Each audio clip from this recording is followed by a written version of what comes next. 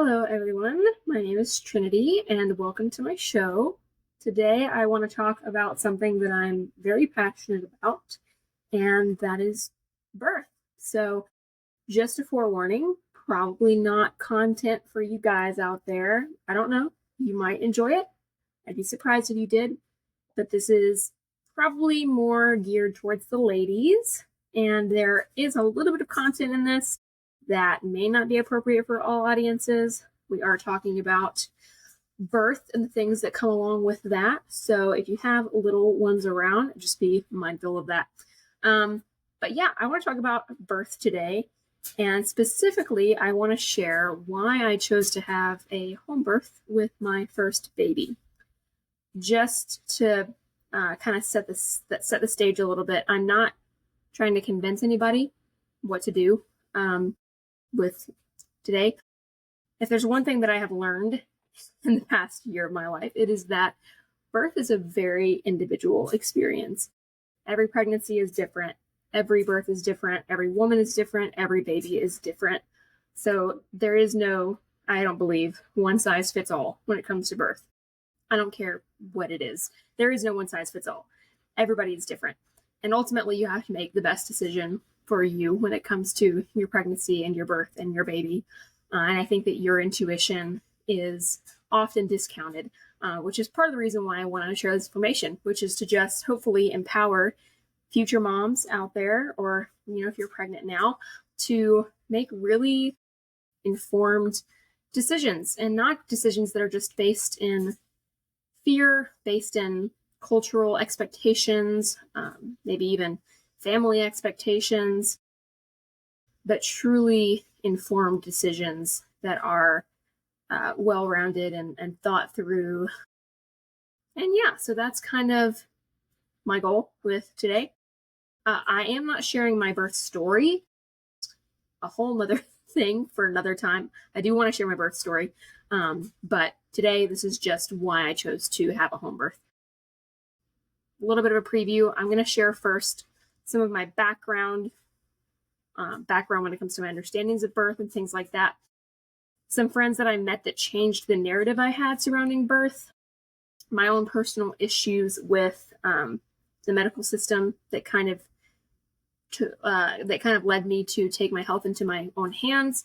And then lastly, the primary reasons why I chose to have my baby at home. So first of all, my background. So I come from a very normal, traditional American family, I suppose you would say. My dad is a nurse, and so I definitely had a very normal and, I would say, average, common perspective when it comes to medicine. I had strep throat a lot as a kid and asthma, and we were not your hippy dippy granola crunchy family. I had all the drugs. I'm sure my mom's gonna love hearing me say that. All the drugs. Not your most natural approach to medicine and stuff, but I feel like that's what most people were doing in the early 2000s. I was a formula baby, got, all the vaccines, and was on a bunch of different medications for my asthma, for strep throat, things like that. My mom had hospital births with both me and my brother. So, not nowhere in my frame of reference growing up was there such thing as having a baby at home. Definitely not. In fact, I would say I grew up with pretty terrifying images surrounding pregnancy and birth, especially with the content I was consuming, movies and shows that I liked on TV. So some of the earliest pictures of birth that I have in my head are Pam from The Office, Sybil from Downton Abbey, who died in childbirth, spoiler alert, the mom from The Quiet Place, and Lori from The Walking Dead, who also died in childbirth. Those are some pretty, I would say Pam's is kind of average. She's screaming in agony. It's kind of scary, but it's like a normal picture of birth. But the other ones are definitely more traumatic pictures of birth. And that's kind of what my frame of reference was for birth. It's dramatic. It's painful. If you were to ask me what words I associated with birth, it would be terrifying, painful, epidural, C-section, induction, labor, excruciating. Those would be the words that would come to my mind. So as I became a young woman and started to think about having a family someday, I definitely had that give me all the drugs in the world mindset. I don't want to feel anything. I don't want to know what's happening. I want to be as far removed from the experience as possible. And I would say the decision was largely impacted by social media, by movies, TV shows, and things like that. But then I met some people that kind of challenged that narrative that I had surrounding birth.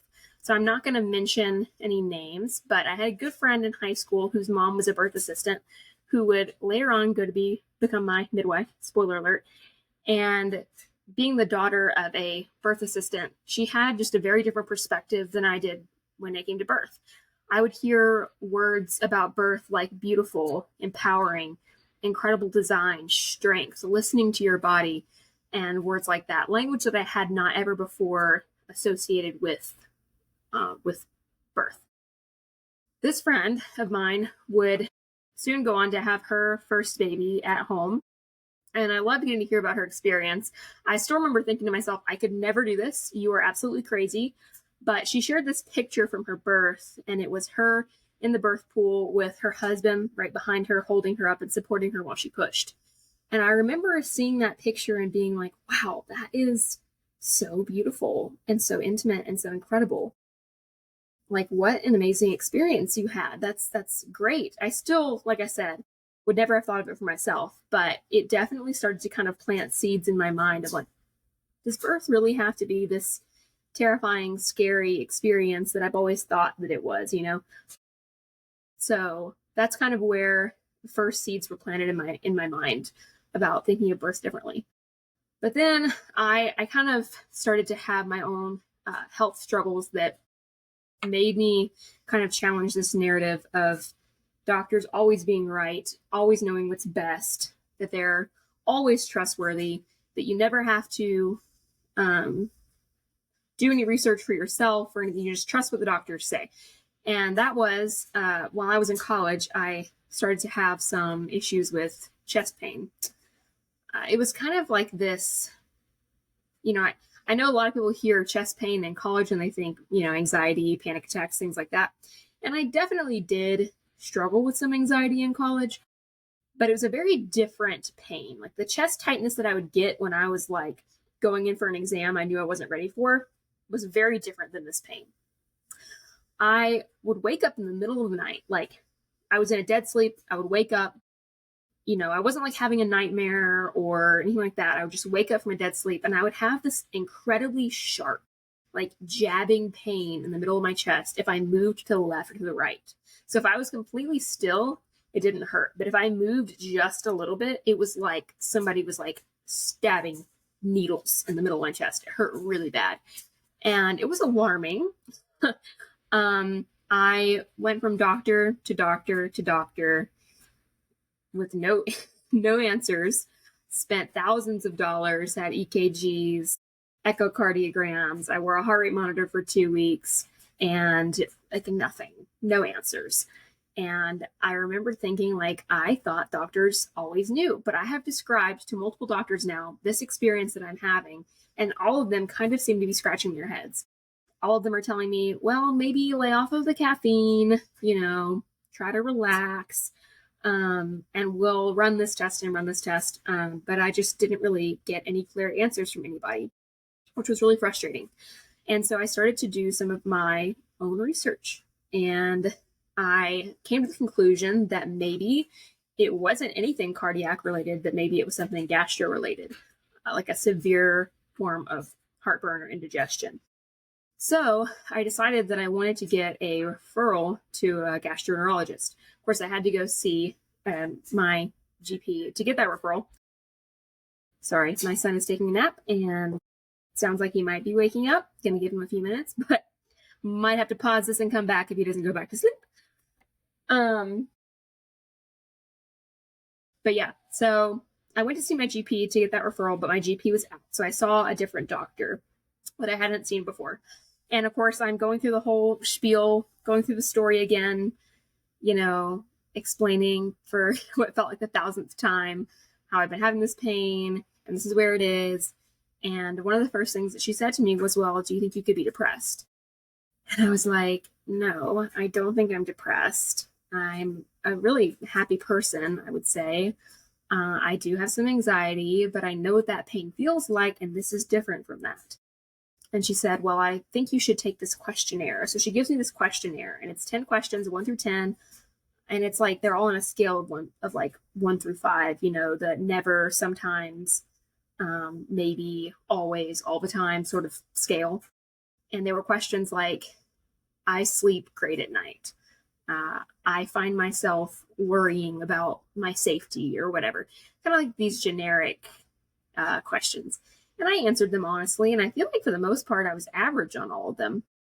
I handed back the clipboard to her, and she looked at it, I feel like 30 seconds, maybe a minute. She looked at this questionnaire and she looks at me and she says, I think you have depression.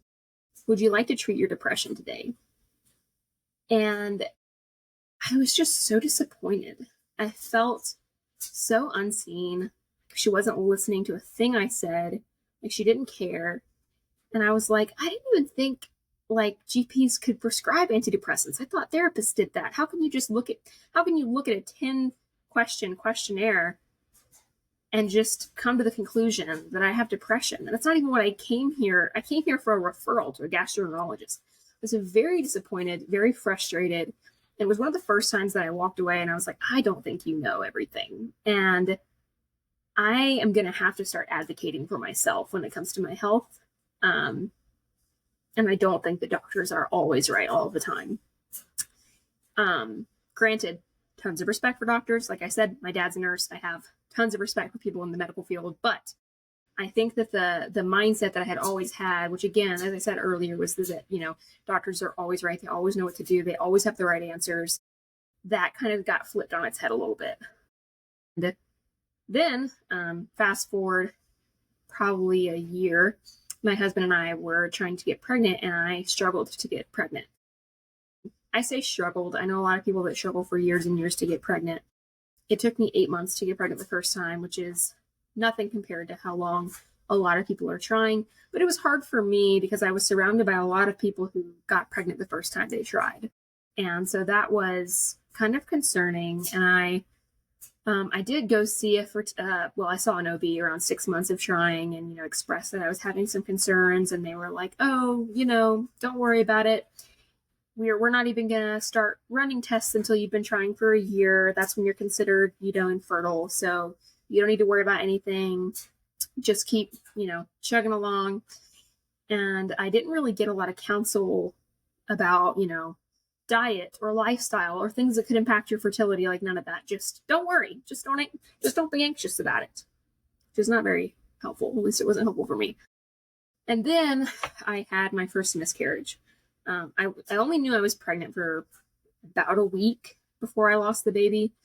But obviously incredibly devastating, especially considering we had at that point been trying for 8 months. So it was like this incredible moment, something we've been really waiting for what I felt like an eternity. And then to turn around and have the emotional whiplash of losing that baby was really hard. And then I saw a doctor after that miscarriage and was basically told, these things happen. It's much more common than you think it is to have a miscarriage. Don't be concerned about it. You don't need to change anything. You don't need to worry about anything. It's very common, is what I was told. Again, no counsel really about diet or exercise or hormone health. So many things that can impact fertility and reproductive health and egg health and things like that. And then about, I think it was more than 2 months. I want to say it was like 3 or 4 months later, I had another miscarriage. And the doctor I was seeing at the time, I remember using the phrase, it's bad luck. It's bad luck. And that didn't sit very well with me. So, once again, I started to take matters into my own hands and do a lot of research. What are things that can contribute to a miscarriage? And come to find out, there are a lot of things that can impact fertility, that can impact sperm health and sperm quality and egg health. a lot of things that, could contribute to reproductive health and healthy pregnancies. So I started to make some lifestyle changes when it came to my sleep, when it came to stressors, when it came to my diet, things like this. And I think my whole mindset really about my health was shifting in this time frame. The stuff that was happening with my chest pain, the experience that I had with doctors there, and then my miscarriages and where that kind of led me, which was like, I have to advocate for myself. And coming to learn that there were things that could impact my chances of having a successful pregnancy, and not being told those things by my doctor, but finding those things out on my own, it really just kind of, shifted my mindset, and challenged the perspective, again, that I had held for a long time about medical care. And then I got pregnant again. And when I became pregnant with my son, I remembered thinking, I want to do what's best for him and what's best for my body.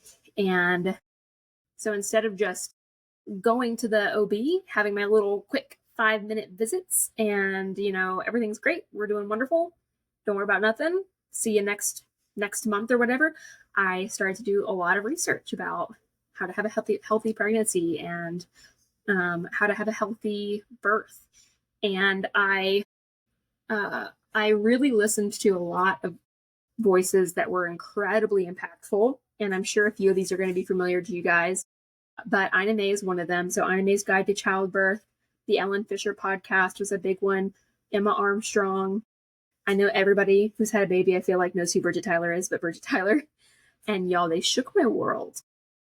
I began to learn about how incredibly designed the female body is to carry a baby and to give birth, and how it is such a normal, natural function of the body, like breathing, like eating, like sleeping, only so much more amazing. And I began to really believe in the capability of my body to have a baby, which I think my whole life I had thought, like, I'm not capable of having a baby without an epidural or a C-section. Like, I can't have a baby. And that mindset was just so challenged by these incredible women. There's one podcast in particular, Ellen Fisher podcast, and it's with Dr. Fishbein. It's called The Cost of Unnecessary Birth Interventions. Highly recommend it. Very, very good. There's so much in that episode. I want to say it's like an hour and a half, maybe 2 hours long. It's pretty long. So there's a lot in there. So I'm not going to talk about all of it, but a couple of main things. Dr. talks about the role that hormones play in labor and in birth, and how important oxytocin is to the birth process. And he kind of compared it to animals giving birth in the wild. And this really struck me. He was like, if you see a zebra, I want to say is the animal that he was talking about. If you see a zebra going into labor, oftentimes, and this is true of all animals, they'll go away to somewhere quiet, dark, calm, peaceful, where they feel safe. And that's where they'll go into labor and have their babies. This is true for almost every animal in the wild. And if a stressor comes along, a predator, we'll say, then the hormone that's going to take over is adrenaline. And that adrenaline is actually going to stop the labor so that animal can run away to somewhere that's more safe to continue their labor. And he said it's so true for humans too. You feeling safe, feeling like you're in a safe place where you can be calm, where you can be relaxed, is so important for the birth process, because those feelings and oxytocin is what you want to drive your labor, because you need oxytocin to dilate, and you need endorphins because endorphins are your body's natural pain relievers. And so if you go into birth with this mindset of fear and incapability, I'm not capable of this, and this is a scary thing, and I need to get this over with, then the hormone that's going to drive your labor is adrenaline. And if adrenaline's driving your labor, you're not going to feel the endorphins. And it's going to be a lot more painful and a lot more scary. So just like learning about that was so fascinating to me, and really impacted me a lot. Um, and a lot of the things that can affect, your birth space, uh, bright lights, kind of the sterileness of hospitals are two things that, you know, um, I knew I didn't really want. I wanted to be able to have my birth in a dark space, in a space that felt homey and felt comfy. And there are a lot of ways to create that space in a hospital. I know there are some doulas that do a phenomenal job of trying to make, a hospital room feel as homey as possible and as comfy, cozy as possible. There's only so much you can do in a hospital room, in my opinion. But the other factor to that is strangers and having people around you who you don't know. This might be kind of gross. It might be a little TMI. I don't know. But pooping, y'all. So have you ever noticed how it can be, and I don't know, maybe this isn't true for everybody, but it can be kind of hard to poop in somebody else's house or in a gas station. Or for me, if there's somebody in the stall next to me in a bathroom, I cannot poop if there's somebody in the stall next to me. Maybe it's just me. I don't know. But I think Emma Armstrong talks about this. There's very real physiological reasons for that, because sphincters in your body need to relax in order to open. It is true for your butt. It is true for your cervix. And when you have strangers around you, it can be a lot harder to relax and let yourself open, let yourself dilate. And for me, I knew that I did not want strangers around me when I was giving birth. I know a lot of people, again, might not mind that at all, and that's perfectly fine. But for me, I was like, I want to know the people in my birth space. I want them to be people that I know well and that I trust. And unfortunately, at least where I am, the doctor that's going to be delivering your baby it could be whoever's on call. It could be your OB. It could be somebody you've never met before. And the nurses that are going to be there are usually changing shifts, every 4 hours, every 6 hours. So you could have different people caring for you, throughout your labor. And while I'm sure some people don't mind that, for me, I was just like, man, I really want to know the people well that are going to be in my birth space, that are going to be delivering my baby.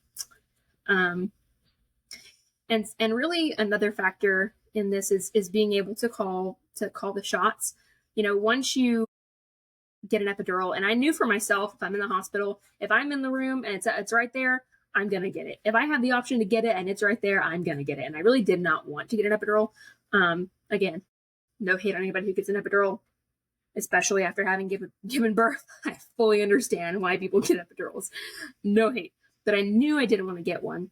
And so, and the reason for that was that I really wanted to have as much mobility as possible. I really wanted to give birth in water. That was my goal.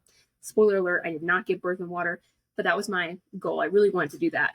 And I knew that if I was in hospital, first of all, the hospital where I would be able to give birth here doesn't allow water births anymore. And that was something I really wanted. But secondly, I knew that if I was in the hospital, I was going to get an epidural. And if I got an epidural, I wouldn't be able to get in the water.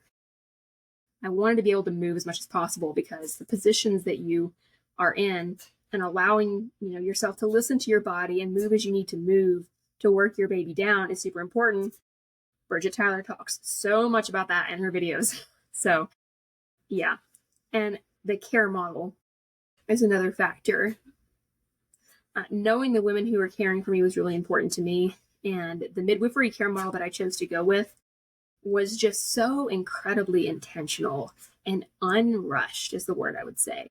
I was still seeing OBs in my early pregnancy. I saw OBs until I was around 20 weeks pregnant, and then I exclusively saw my midwife. But every appointment that I had was just so quick and rushed, and I felt like just another person after another person, just a number. And I do genuinely believe the doctors who were caring, the OB that I was seeing, cared about me. There was no doubt in my mind that I was cared for. But the way that system is at least where I am, so overrun and, in my opinion, understaffed. And that doesn't really enable, an OB to really take their time with you, to hear every concern, to check in with you on a spiritual level, on an emotional level, on a mental level, about how you're feeling in your pregnancy and how you're feeling about your birth and how your partner is feeling about your birth and how you guys are feeling about being parents. If you're if you are married or have a partner when you're having your baby. And when I was meeting with my midwife, first off, it was oftentimes in my home, which was just so beautiful and so wonderful and so comfy and cozy. But my visits were just so unrushed. And I felt very cared for on more levels than just physical.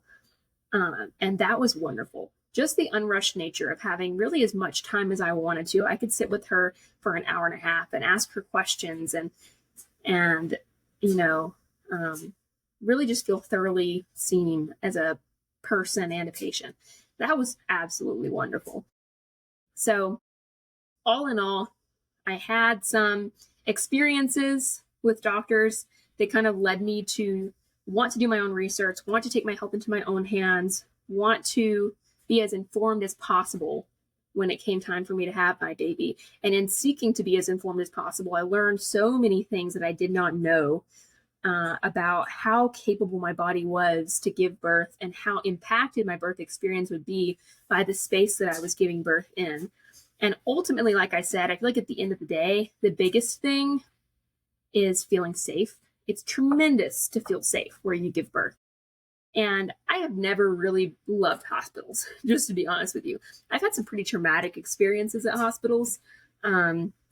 They've never been places that I feel safe. Every time I walk in a hospital, I feel clammy, I feel sweaty, I feel tense.